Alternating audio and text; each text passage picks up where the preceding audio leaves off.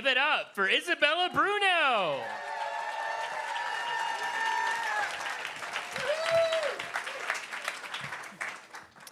I am delighted to talk to you about the museum that never was.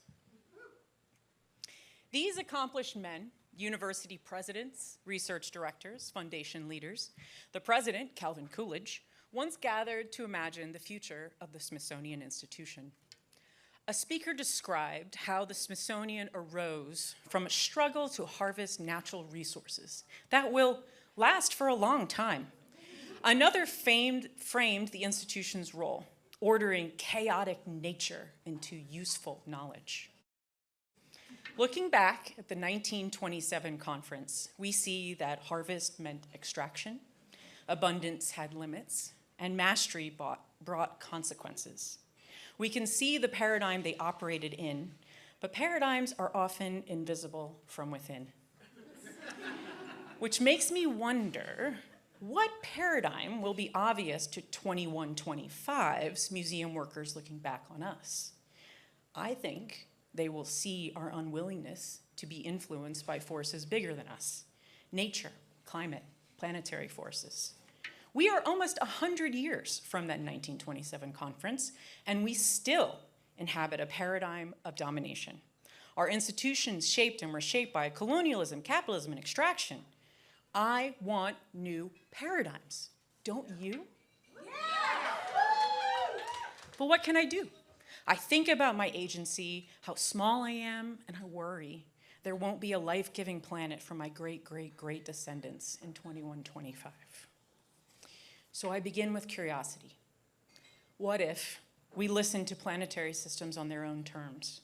What do museums look like who work with natural systems instead of against them? So I imagine, I draw, I write, I slow down and think about a more than human world. What impact would the nature of this world be on a museum and the nature of a museum on this world? Let's go ahead and imagine together. What if museums followed natural rhythms instead of fixed schedules, guided by life cycles and migrations? Science centers, gardens, and arboretums already do this. Why not history and art museums? Museums could follow seasonal rhythms or match how local animals live alongside us. In winter, we could slow down, closing exhibitions to conserve energy and collections. What if museums were places for collective climate grief? When floods or fires destroy community treasures, rituals could honor lost objects, mourning together, returning them to the earth, sharing their stories. What if land shapes how exhibitions unfold? Think land art, but for science or history, evolving over a day, a week, or even years, a different experience across time. What if natural entities had a voice in our governance? Rivers and forests have been granted personhood in many places.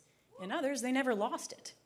Right here in Minnesota, Manoomin versus Minnesota became the first rights of nature case filed in tribal court. When we imagine radically, we start noticing untapped potential in our present circumstances.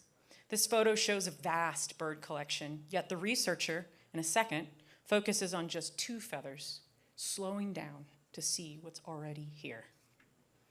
Like the seasonal rhythms we're part of, relationships with land we overlook, non-human community we take for granted. Knowing how much possibility exists changes how we see what surrounds us now. And if you doubt your imaginative capacity, remember that museum work is inherently creative. Every display, message, and method is created by you. And these documents on some of the tables are actually examples of some of those futures that I talked about. As humans, we often jump to certainty, losing the plural of possibilities. By imagining radical museum futures and making visions tangible, I find comfort in possibilities and discover new energy for the present. So I ask you, who gets to imagine radical museum futures? You do. Embrace your imagination in museum practice. Ask what if out loud. Make something that captures the future that you want. Create something to experience your vision and let yourself feel it as if it is real. Not the museum that never was, but the museum that can be. I want to hear your what ifs and your museum futures. Find me online or around during the conference. Thank you.